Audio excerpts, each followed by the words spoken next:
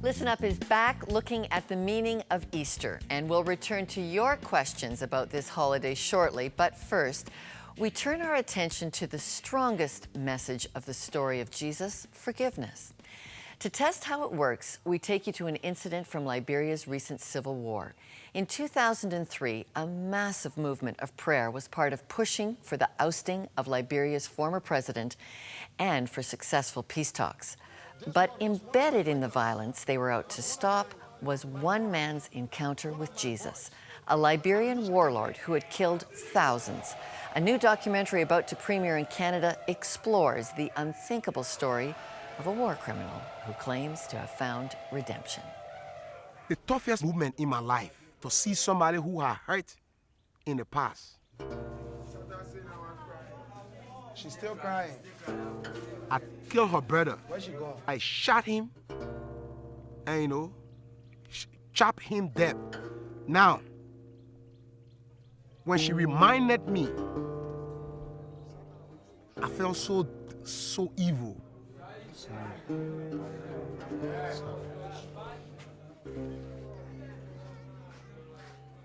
I killed their brothers, killed their sisters, raped them, crippled them. They are right not to forgive me. Joining us now from Washington, D.C. are the makers of this documentary, Eric Strauss and Daniele Anastasion. Eric and Daniele, your film is premiering in Canada. It's won at the Sundance Film Festival, and you've given it a curious title. Tell us where that comes from. Well, the title is The Redemption of General Butt Naked, and the title is basically reflecting the fact that the story is about a journey. It's about a journey of one man who is seeking redemption. He is seeking to reconcile with his own past crimes and with the nation of Liberia, where he committed numerous horrible crimes. And so, really, the film is chronicling this journey, this quest for redemption. And it's a difficult journey, and it's an uncomfortable journey. And in many ways, it is unclear if the former General Butt Naked really achieves redemption. And in a lot of ways, we leave that in the hands of Liberians and in the hands of our audience to decide for themselves what they make of this quest. All right. You've picked a topic that many of us find almost too hard to comprehend. This is a warlord that has victimized many, many thousands. Why did you want North Americans to wrestle with this African story of redemption? Well, I think Eric and I were drawn to the story because we had so many questions about such an extreme transformation. I think that we all believe in personal change and our ability to, right the wrongs of the past and seek for forgiveness for the things that we've done. But for a warlord who was responsible for the types of atrocities that the former General Butt Naked was responsible for him to seek forgiveness, that's really taking the idea of forgiveness and redemption to its outermost limits. So what would you conclude are the reasons that he was able to change, and some of his victims have forgiven him? You show that. What's the reason behind it? I think that definitely the motivation for General Butt Naked's transformation is faith. I don't think that either Danielle or I would question that fact. And I think we tried to present that in the story. There was something profound that happened to him, and we tried to present the story in a way that people of faith, as well as people who come from a more secular viewpoint, could understand that something powerful happened to him. And Danielle, what left the most lasting impression on you about this big work you've undertaken on his life? I think the most lasting impression that I've taken away from this is that the ability of the victims to forgive Joshua Milton Blahyi for his crimes was probably one of the more powerful things that I've ever witnessed. Eric Strauss and Daniele Anastasion, thank you for being with Listen Up. Thank you very much.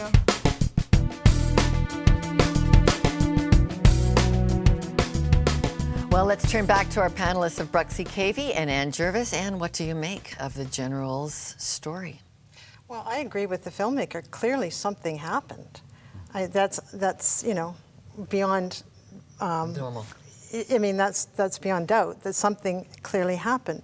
And he attributes it to God. Who am I to judge? I mean, I think clearly he feels forgiven by God. What I'm finding a little problematic is his expectation that he should be forgiven by other people. By society. Bruxy, what do you think of the general story? Well, none of us can judge another person's heart. Only God can do that. But if I believe in Jesus, I believe at least the story is possible. So I listen to it with a fresh layer of intrigue, because I want to try and discern, because he's talking about the God I believe in that can give people that kind of a second chance. So that possibility that this could be real is worth the attention, I think. So people like the general are not beyond redemption. That's very hard for victims to understand. It is. It's true. And non-victims. Yeah, and anything that's true can be abused. Anything that is real can be counterfeited. And the greatest, most powerful part of the gospel of Christ is this thing called grace. This amazing grace that can take someone who is working against God's creation and damaging others as well as themselves, and God can remake them and forgive them and set them up and back onto a new path. That this is the most powerful thing of the Christian message, and it can also be abused as well. Yes, and an atheist would say, like Christopher Hitchens has said this, that's just a psychological trigger we all have, that we want to scapegoat. We want to offload our guilt onto a sacrificial figure. So Jesus comes in, the general says, this is all there. It's all yours, Jesus. Yeah. What would you say that this is just scapegoating? This is just dumping, Anne? That you think the general is saying, okay, I don't have any responsibility anymore for what I did? I think the general believes he has responsibility because he's going around asking for what I think so, forgiveness. too. Yeah. But skeptics, Yeah. the atheists, say this is the flaw in Christianity. Yeah, no, I know.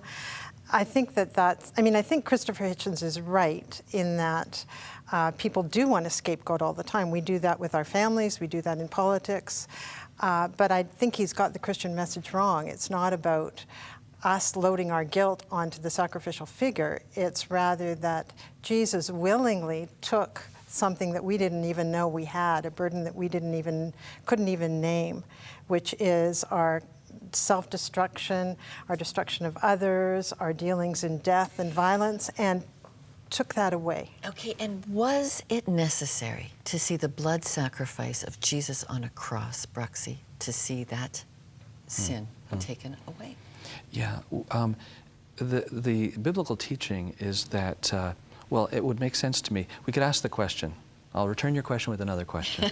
That's not the way this game How works. good do you think you have to be to go to heaven? How good? Perfect. I Perfect. mean, if God just lets a little bit of sin in, then the whole thing starts all over again. There's an unraveling and a virus of selfishness that begins to spread in his new world.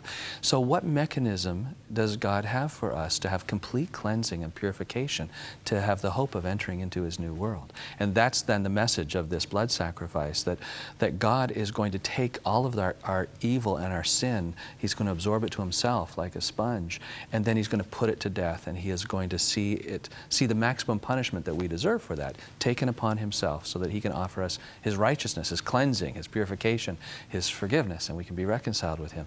And it's a beautiful message.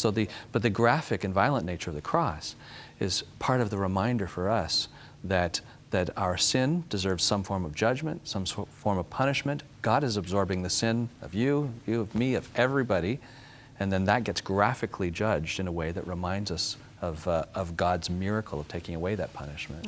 Okay, we're going to be back. You've got lots more to share with us. And we'll be back with questions on evidence for the resurrection of Jesus. That's next. God the Father sent his Son to save us because we're all sinners.